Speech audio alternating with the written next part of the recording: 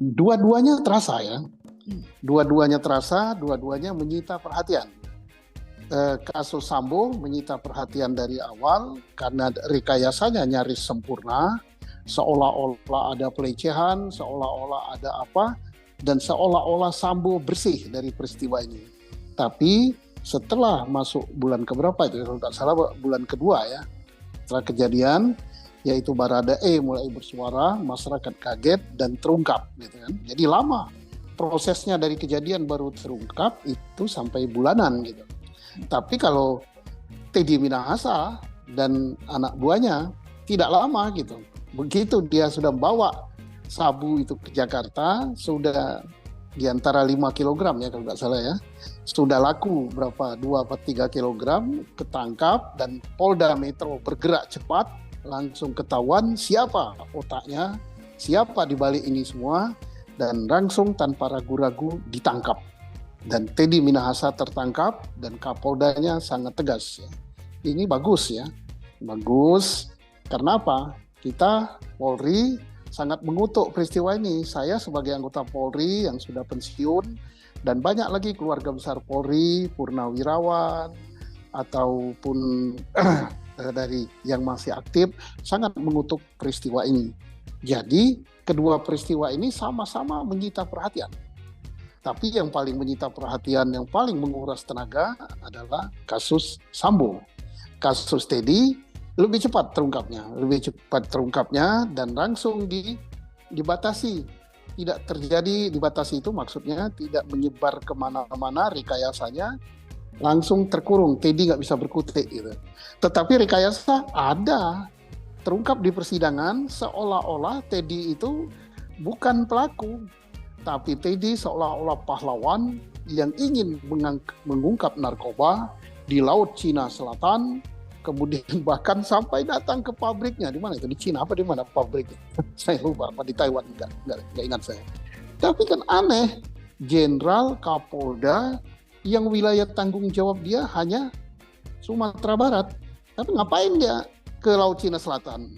Kecuali Lautan Hindia. Nah, Lautan Hindia yang masuk dia. Tapi kalau Laut Cina Selatan kan bukan, itu masuk Riau, masuk Kalimantan Barat. Kenapa dia ke sana? Dan kita nggak tahu apakah itu seizin Kapolri, sepengetahuan Kapolri, atas perintah Kapolri. Kalau tidak itu liar. Apalagi sampai ke negara Cina itu, kemana dia sama perempuan itu melihat ke pabrik. Kok hebat sekali sampai ke pabrik. Bahkan mau masukkan sampai berapa itu? 100 ton katanya. Gila. Kalau 100 ton berarti seluruh rakyat Indonesia kebagian narkoba itu. Luar biasa ini. Untung ketangkap ya, terungkap kasusnya. Artinya ini dua perkara ini menyita perhatian dan dampaknya ya sama. Dampak negatifnya ya sama, tapi memang kalau kita dampak mengejutkan sekali buat Gigaira itu karena rekayasa nyaris sempurna ya Sambo. Itu berbulan-bulan menyita perhatian, hampir setengah tahun. Teddy Minahasa, dampak kagetnya luar biasa. Tapi dampak bahayanya, yang punya Teddy Minahasa jauh lebih berbahaya. Kalau Sambo kan hanya satu anak buahnya meninggal, 1 jiwa, ditambah lagi beberapa korban anak buahnya akibat daripada merekayasa kasus, maka karirnya hancur dan masuk penjara dan keluarganya menderita. Teddy Minahasa juga begitu. Dampaknya juga sangat berbahaya gitu ya. Berbahaya apa? Bayangkan 5 kg sabu-sabu atau narkoba beredar ke masyarakat. Yang ketangkap itu yang ini. Kita tidak tahu di balik itu apakah sudah berapa kali dia melakukan hal yang sama. Nampaknya sudah sering gitu kan. Buktinya dia sudah sampai ke suatu negara ya, melihat pabriknya. Begitu udah sampai naik kapal di Laut Cina Selatan.